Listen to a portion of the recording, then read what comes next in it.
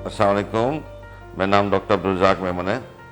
मैं पिछले 44 साल से पाकिस्तान में हूँ और शुरू में मैं अब्बासी सईद हॉस्पिटल में प्रोफेसर मेडिसिन भी रह चुका हूँ और आजकल मैं OMI हॉस्पिटल में और हमदर्द यूनिवर्सिटी हॉस्पिटल में कंसल्टेंट फिजिशियन भी हूँ और मेरा जो स्पेशल फील्ड है वो डायबिटीज़ एंड कार्डियोलॉजी है। तो आज का जो हमारा जो टॉपिक था कि हम कोरोना वायरस के बारे में या कोविड-19 के बारे में कुछ बातें कर लें। कोविड-19 या कोरोना जो है ये रिसेंटली हमारे 2019 के आखिर में ये आया है, पूरी दुनिया में छा गया है। 2019 से शुरू हुआ चाइना से और फिर पूरी दुनिया में तक में छा गया है। ये बिल्कुल एक नया वायरस है जो कि इसका ग्रुप तो पहले से ही था, लेकिन ये वायरस हमारे लिए बिल्कुल नया है और इसके बारे में हमारी बहुत ज़्यादा मालूमात जब ये आया तो नहीं थी। 3 बुनियादी अलामतें हैं।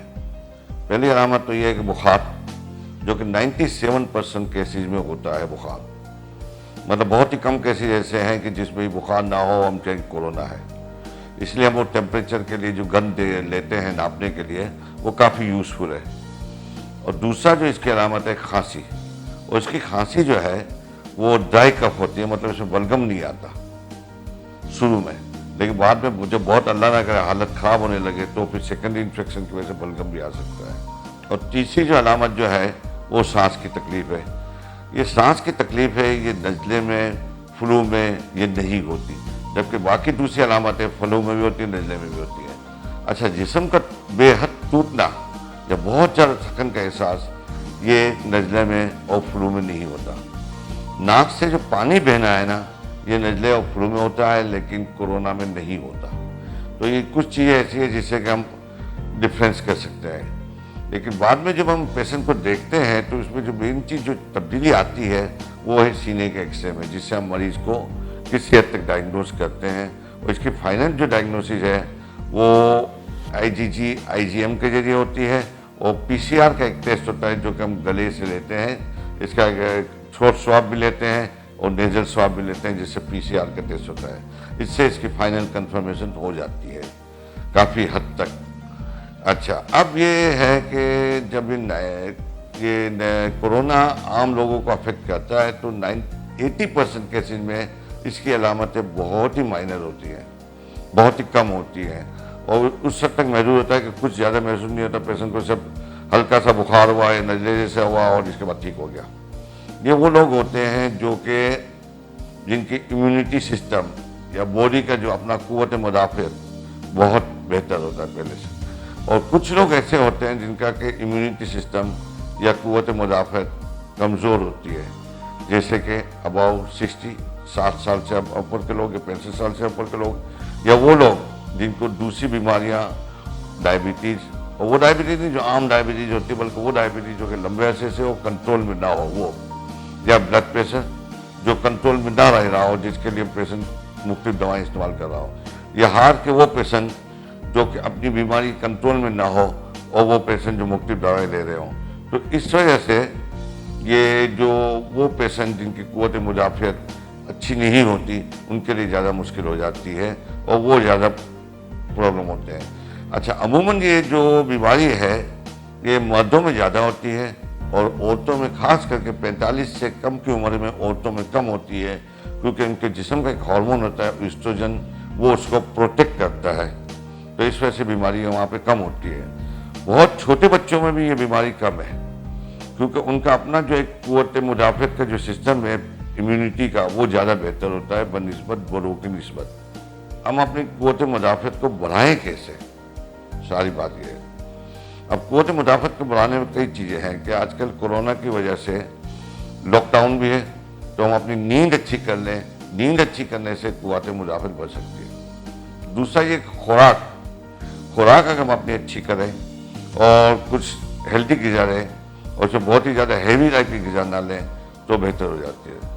नंबर 3, कुछ ही मुख्तलिफ किस्म के जो वाइटामिन होते हैं जिससे कि क़ुव्वत मुदाफ़अत बढ़ जाती है, जैसे विटामिन ए है।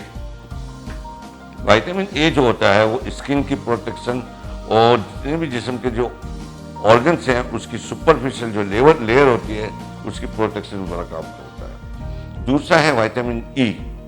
विटामिन ई का अपना प्रोटेक्शन लेवल जो लेवल है ना वो बहुत ही ज़्यादा आज तक पता नहीं चला कि किस किस जगह काम करती है और कैसे काम करती है, लेकिन इसका अपना रोल है। और इसकी जो खुराक है ना 200 से 600 तक मिलीग्राम पर डे हम इस्तेमाल करते हैं और काफ़ी बेहतर है। ये लंग्स को भी प्रोटेक्ट करता है, स्किन को भी प्रोटेक्ट करता है और क़ुव्वत मुदाफ़त भी बढ़ाता है। Number 3 is vitamin D. Vitamin B में मुख्तलिफ किस्म के विटामिन बी आते हैं, इसमें से खास करके विटामिन B1 एंड B6 का क़ुव्वत मुदाफ़त में बड़ा रोल है, जिसका हम डायबिटीज़ में खास करके हम इस्तेमाल करते हैं विटामिन B1, B6, B12, जिससे कि मरीज़ की क़ुव्वत मुदाफ़त में फ़ायदा होता है। देन कम्स टू चौथी जो चीज़ है, ये आपका विटामिन B12 भी इसमें होता है, लेकिन उसका डायरेक्टली क़ुव्वत मुदाफ़त में इतना रोल नहीं है, लेकिन उसका डायबिटीज़ के अपने प्रोटेक्शन में ज़्यादा रोल है, उसकी न्यूरोपैथी वगैरह को वो प्रिवेंट करता है। अब हम आ जाएं जिंक।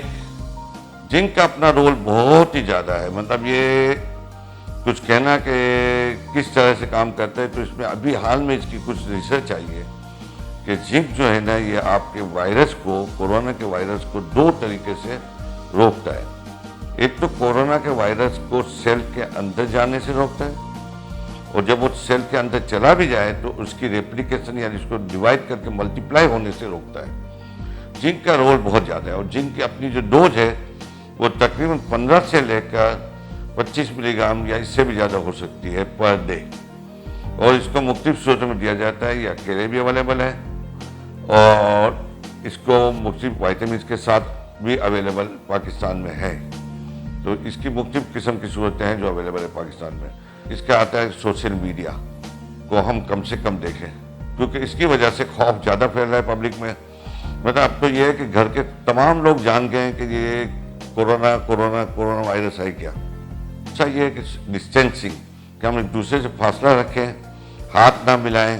हाथ मिलाने की जगह हम जापानीज तरीका इख्तियार करें कि झुक के पैसे और सलाम करें। अच्छा दूसरा मेन चीज़ ये है कि हम अपने हाथ धोते रहें। ये सैनिटाइज़र की जगह इससे बेहतर है कि हम अपने हाथ साबुन से धोएं, क्योंकि सैनिटाइज़र का अपना नुकसान ये है कि ये अगर बार बार धोया यूज़ किया जाए तो स्किन को प्रॉब्लम करता है, और अगर जो पेशेंट्स एलर्जिक या एस्थेमेटिक होती है उनको थोड़ा सा नुकसान भी पहुंचा सकता है। तो इससे बेहतर है साबुन का इस्तेमाल किया जाए, और कम से कम 20 सेकंड प्रॉपरली अगर हम इस्तेमाल करें तो ये वायरस ख़त्म हो जाता है।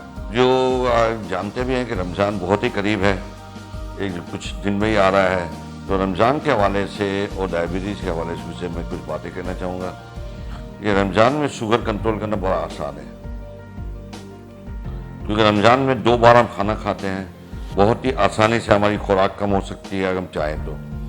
अच्छा दूसरा है कि रमज़ान में के हवाले से दवाओं में ये बात हो सकती है कि जो मरीज़ सुबह की दवाई ले रहे हैं, सुबह की जो मेडिसिन ले रहे हैं उसको वो इफ्तारी के बाद लें, और जो रात की जो मेडिसिन ले रहे हैं उसकी आधी डोज वो सहरी के वक्त लें, तो इससे बड़ा फ़ायदा होता है। दूसरा रमज़ान में कुछ वाइटामिन, जारी बात है खाना अपना नहीं खाया जाता तो हो सकता है कुछ वाइटामिन की कमी भी हो जाए, जिसमें मैं ज़रूर कहूँगा कि वाइटामिन डायबिटीज़ में विटामिन B1, B6 और B12 का बहुत ही ज़्यादा रोल है, जिसको एज एडिशनल सप्लीमेंट अगर हम लेते रहें तो बहुत ही ज़्यादा बेहतर है। दूसरी भी अगर हम सप्लीमेंट ले लें एज ए प्रिकॉशन, जैसे मैंने बात की थी जिंक के बारे में, तो जिंक वाली सप्लीमेंट ले लें तो ये प्रोटेक्ट भी करेगा। अच्छा सबसे आखिर में जो मैं बात कहना चाहूँगा वो है थोड़ा सा मज़ेबी बात कि नंबर 1 कलौंजी के इस्तेमाल। कलौंजी के बारे में हदीस है कि ये हर बीमारी का इलाज है सिवाय मौत के। थोड़ी सी कलौंजी अगर रोज़ाना ले ली जाए तो ये हर बीमारी का इलाज है।